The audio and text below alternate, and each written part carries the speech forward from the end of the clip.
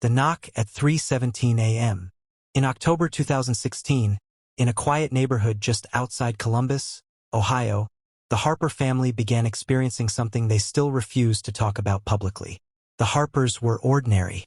Daniel worked IT support for a regional hospital. His wife, Melissa, was a part-time dental assistant. They had 2 kids, a golden retriever named Scout. A calm, predictable life. Nothing unusual had ever happened in that house. Until the knocking started. The first night, it was October 12th. At exactly 3:17 a.m., 3 knocks echoed through the hallway. Knock, knock, knock. Daniel woke up immediately. It wasn't loud, but it was deliberate. He checked his phone. 3:17 a.m. He nudged Melissa. "Did you hear that?" She mumbled no.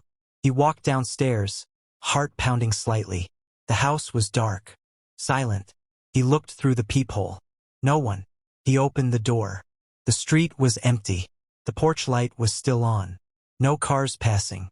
No footsteps running away. Nothing. He shrugged it off. Probably neighborhood kids. But the strange part?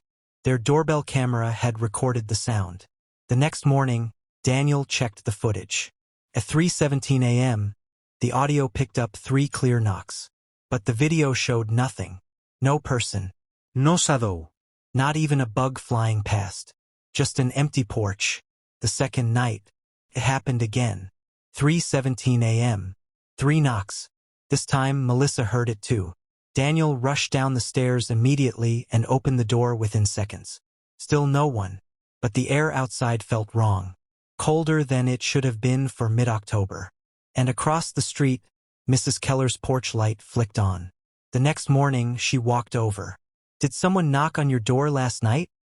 she asked quietly. Daniel froze. "Yes." She nodded slowly. "I heard it too." The third night, Daniel decided to stay awake. At 3:10 a.m., he stood in the hallway staring at the door. The house was silent.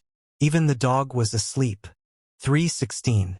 His heart started racing. 3:17. Knock, knock, knock. Sound came from the other side.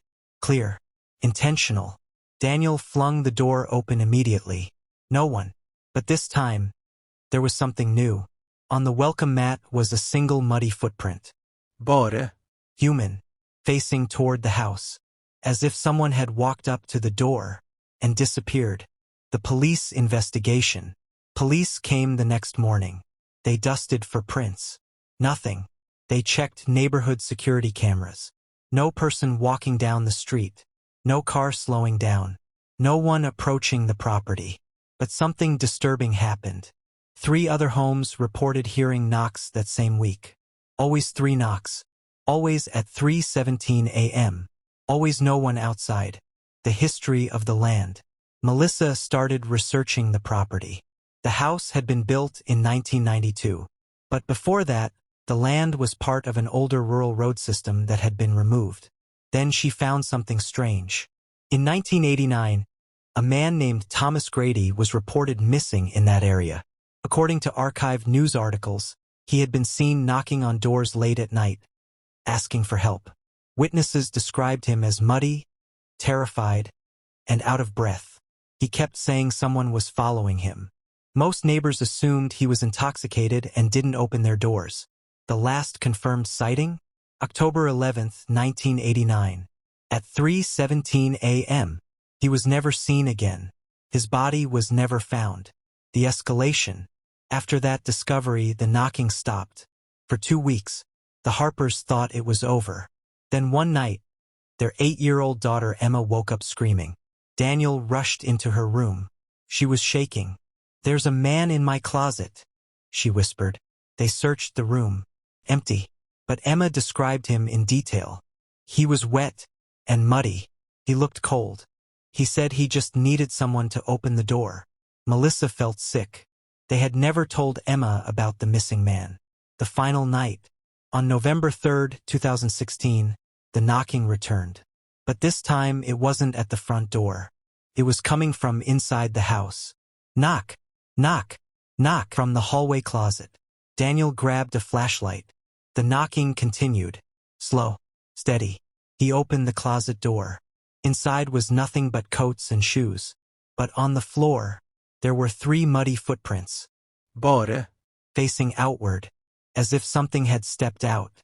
The aftermath. The Harpers moved out within 3 months. They never publicly discussed what happened. The house was sold again in early 2017. According to public police records, the new owners made 2 separate disturbance calls regarding unexplained knocking noises. Both reports were filed at 3:17 a.m. Eventually, the house was listed for sale again. Today, neighbors say if you're awake late enough, you might still hear 3 slow knocks. Always polite, never aggressive, just waiting for someone to open the door.